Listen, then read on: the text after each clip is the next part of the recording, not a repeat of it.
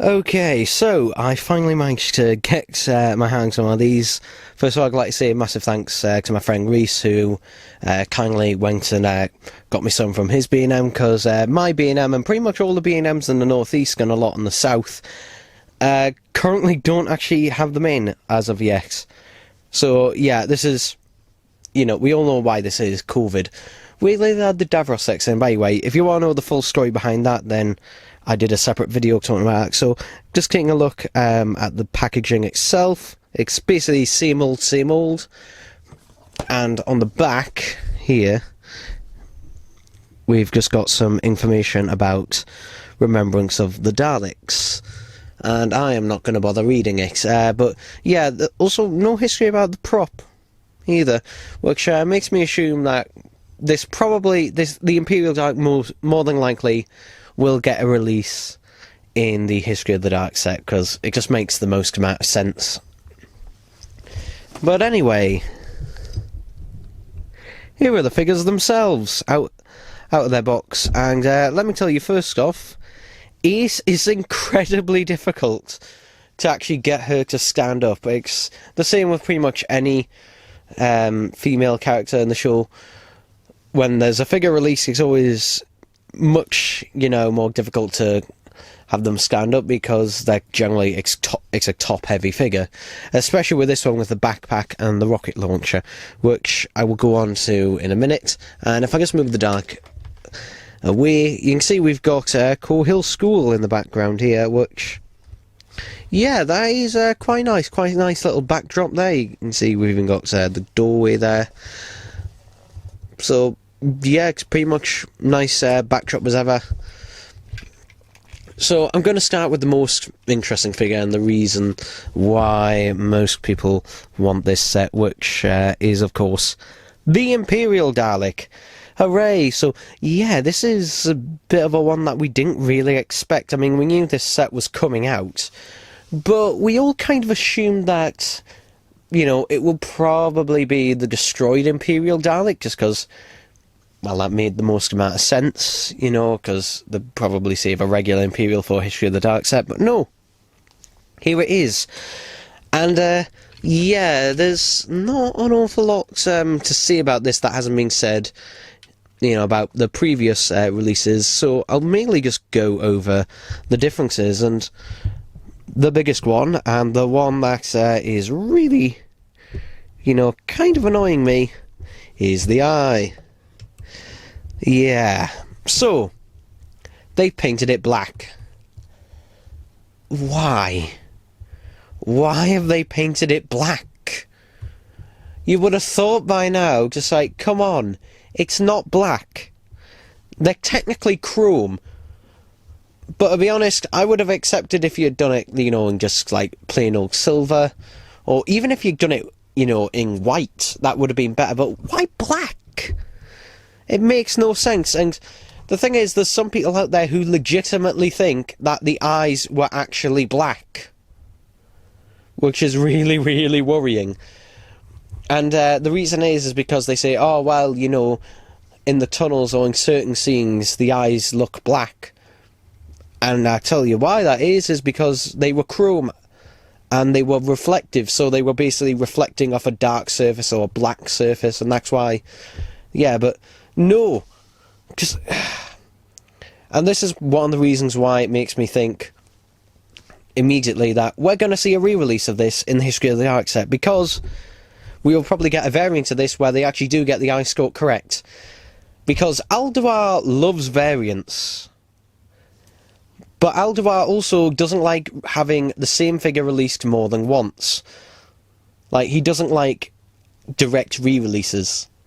He likes, every release to have something unique about it, despite whether it's accurate or not. And this is really irritating when it comes to collectors, because it's just like, it just makes it really annoying. And I know, obviously, you can't, if you have the previous release, I only have the Remembrance 4-pack version of this Dalek, which has the teeny tiny eye. Thankfully, this one uses the eye that was first introduced with the Revelation of the Daleks Necros Dalek sound effects variant.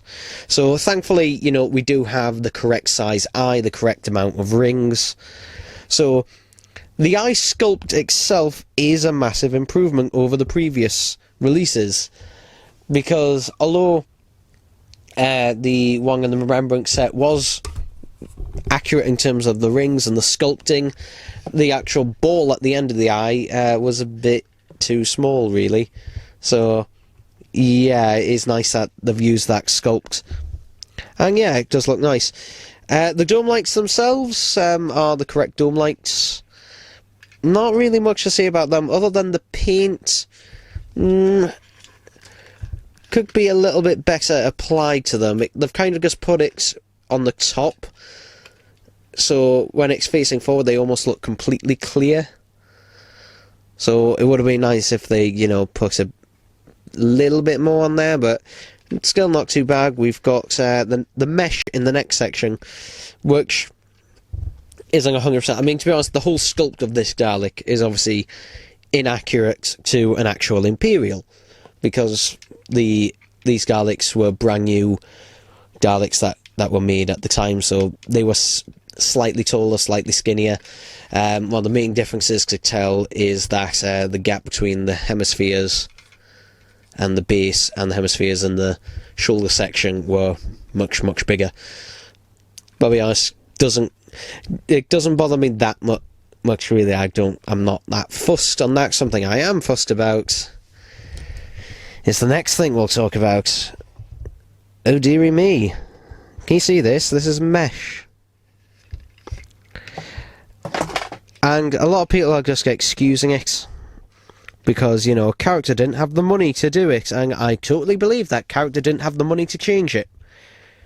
So, for those of you who are scratching their heads thinking, what the hell is he talking about?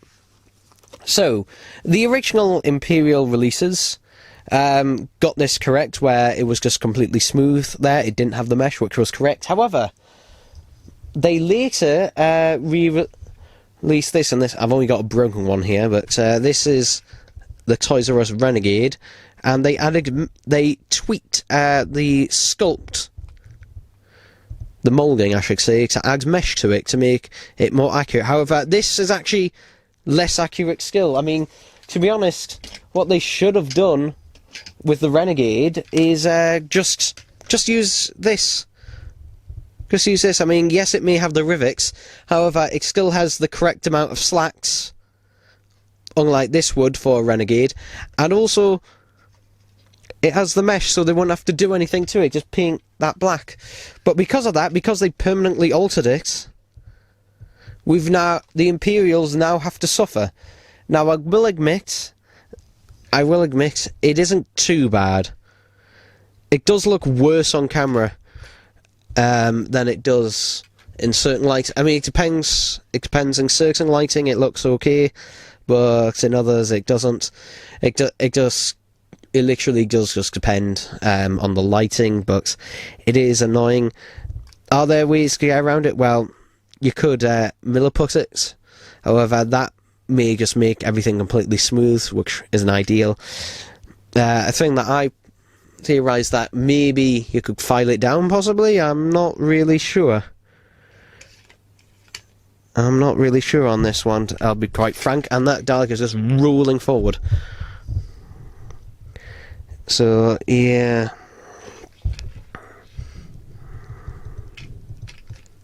Not really a big fan of that. Stop rolling around! Now, something they have got correct that is the hexagon in the middle, so that's all well and good. But also, the fact that they didn't have the money to do in this, I mean, this is essentially, you know, more of one of their kind of budgety sets.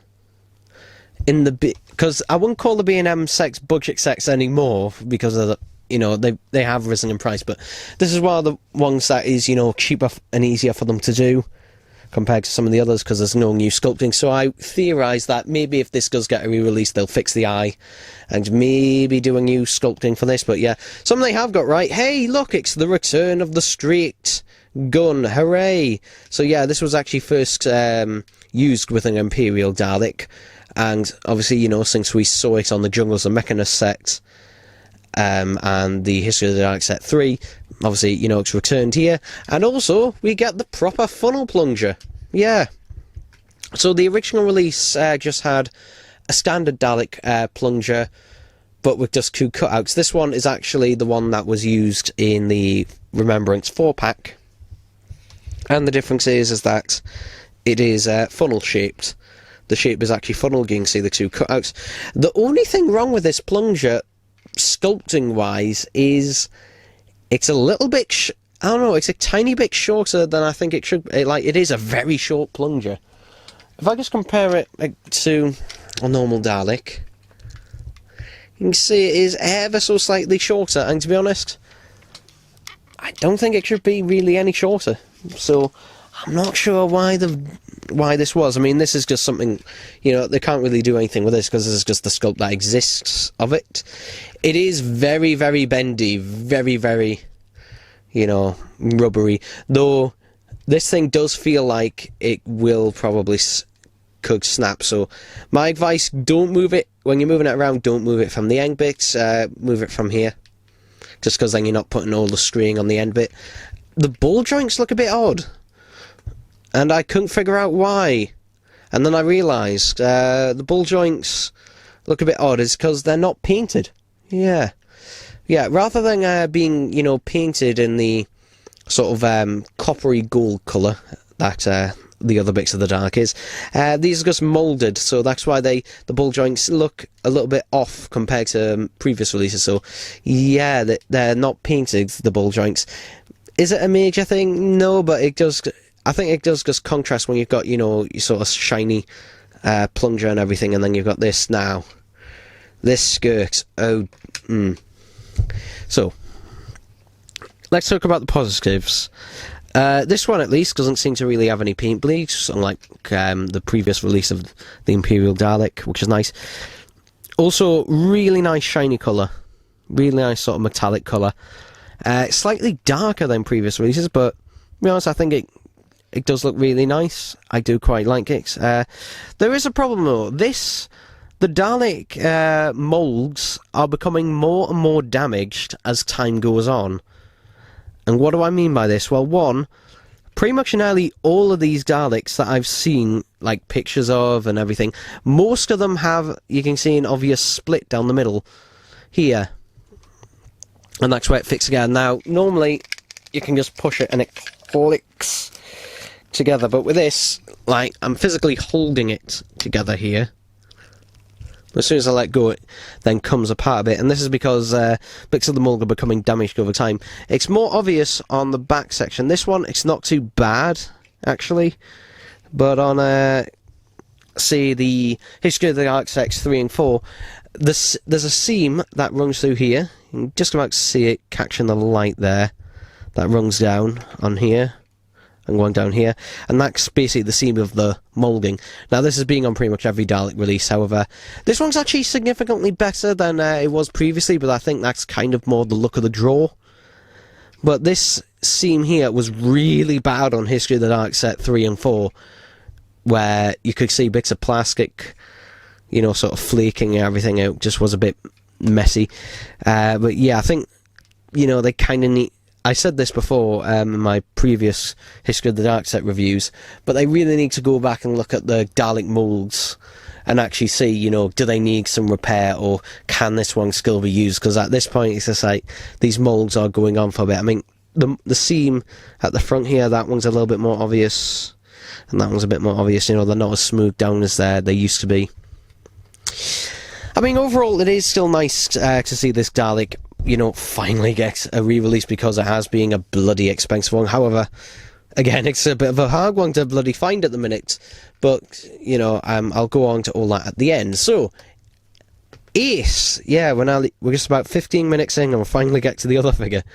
So, I don't have this variant of Ace. This is sort of mostly the same re-release of the original Ace that was released, just with less accessories. So if I take the rocket launch off, which is a bloody nightmare for it to pose with, taking a look at the figure itself,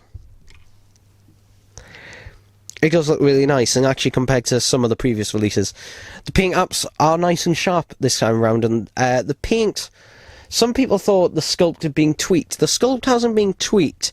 The main thing that has been done compared to this Ace, compared to the previous Aces, is basically the paint hasn't been applied as thick, which really brings out the sculpting in it a lot more, a lot better. And you can see all the individual badges as well, with all the little details on them. Which makes me think, if you can do this, how come you can't do a 6th Doctor? Come on, Alduar. Then again, never take anything Alduar ever says, you know, seriously, because he will change his mind at the blink of an eye. Because he won't, once upon a time he said, we'll never get TARDISes, we'll never get Daleks at B&M. We've had both since. But yeah, if I just take the backpack off, which is very, very easy, it's just literally a piece of PVC plastic.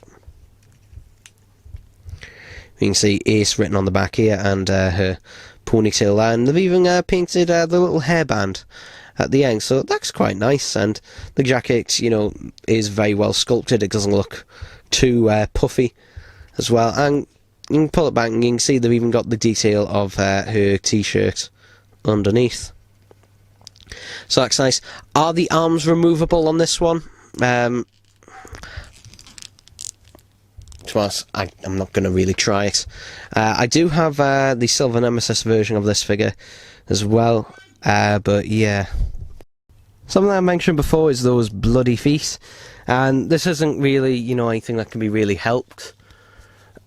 But it does mean that she is really difficult to actually stand up, which is why I'm constantly holding her. So yeah, not ideal there, but it is nice that they've got, you know, her boots tinted in a glossy plastic, and the skirt itself is all nice, well and good. And she does come with some accessories, so the backpack here, here we go. So we've got the backpack here, or the rucksack, or whatever you want to call it, and yeah, it is pretty nicely done. You've got the shoulder straps here, which are nice, you know, just a flexible rubber, and you can see here in the back all of the stuff now. Yeah, pretty much, not really much to say about this. You can see here the little slot there that they've covered up a bit, and I think, yeah, they've actually put a bit of plastic in there, and that I think was originally for the baseball bat and that to put in it, because you could, on the original release, you could actually put stuff in this backpack. I think that's supposed to come out, but yeah, it is nice that they included this. Personally, I would have preferred either, you know, a baseball bat or some cans of Nitro 9, but yeah, the backpack is nice that is included. She is packaged with her wearing it. And then we've got the rocket launcher. Yeah, I mean, there's not much detail on it, but the detail it has got is really nice. So, if we take the actual rocket off, which is actually removable. Oh, there we go. It is really nicely well detailed, and I mean, it's basically just a rocket launcher. This is something that was included with the original release, and it does look really nice, the handle grip and that, and it does fit in her right hand. Her left hand kind of, you just have to sit around it, but yeah, thankfully the hands aren't super stiff, so that's fine. And then the rocket itself, again, pretty basic, but the detail is correct and very nice, and you can just stick this back on there. So yeah, really nice accessory, and it makes me think, how come this set, you know, Ace gets a rocket launcher and her backpack, yet with the 12th Doctor and Davros sets, no accessories whatsoever. It's really weird with B&M sets, where some figures get accessories, others don't. It's all really kind of random. Generally, if it's a Monsters set thing, then they'll get some accessories, but everything else, nah, that can fuck off. So, yeah. Overall, what do I think of this set? Well, this set has its problems. It does. Now, the Ace figure, to be honest, fantastic. Ace figure, definitely a highlight. And yeah, if you weren't able to get either of the Forbidden Planet exclusive Ace figures, then obviously this is a reason to get this set, because essentially it's actually slightly better than the original releases, mainly because of the sharper paint apps, and the only disadvantage is you don't get quite as many accessories as the original release. The Imperial Dalek. Ooh. It does have its problems. Its problems aren't as severe as, you know, say, the History of the Dark Set 3 and History of the Dark Set 4, where they just changed the colour of the MIG section for no fucking reason. This, I can actually say, for the most part, is an improvement. And I know this couldn't be helped, but it still shouldn't have happened in the first place. I'm not going to say, oh, well, you know, they couldn't help it, because it was you know, it was characters' fault that they changed it in the first place, and they didn't need to. So, yeah, that's it with that. But overall, I do highly recommend you track down this set. Now, here's the thing. Should you go on eBay and pay a fortune for this? Well, I'd say if you're going to do that, then by all means, overpay for it. I'm not going to stop you. I don't care. But normally, like I said in my video where I discussed this, normally I would wait for my B&M to get them in stock, and they will. They will. It's mainly just because of, you know, this was due for release during a lockdown in England. And, you know, when we've come out, a lot of places are in Tier 2 and Tier 3, so, and because of the Christmas rush, on top of that, things are being delayed. My B&M weirdly has had 4 deliveries of the Davros sets, but not this one. And other B&Ms have had the opposite, where they've got Coal Hill School sets and not the others. So, yeah, it's a bit kind of hit and missy, but if you want my advice, you know, the only reason I actually got these because a friend offered, and me mum's giving us a couple of them for Christmas, and my brother wanted one. But otherwise, I would wait. I would just wait. I normally would just wait for them to come in. Obviously, you know, if you've got a friend or family member who can go and get them, then that's different. But yeah, if your B&M doesn't have them, then just wait for them. Because to be honest, your wallet will thank you. But yeah, overall, I still do recommend this. But anyway, that's it for this review, and I'll see you next time. Bye bye.